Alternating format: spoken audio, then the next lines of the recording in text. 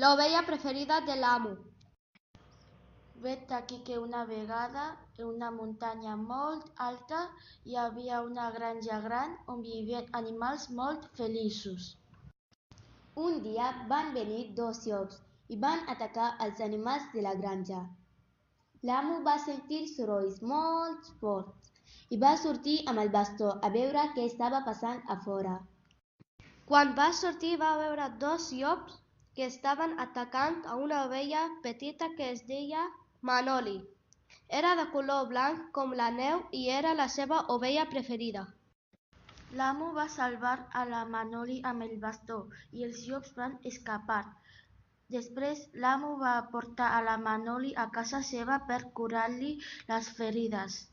L'amo estava molt trist i nerviós.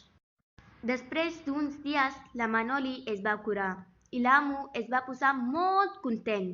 Després d'això, l'amo no va voler deixar mai més la Manoli a la granja per evitar que els llops no tornessin a atacar-la i va decidir emportar-se-la a casa seva amb ell.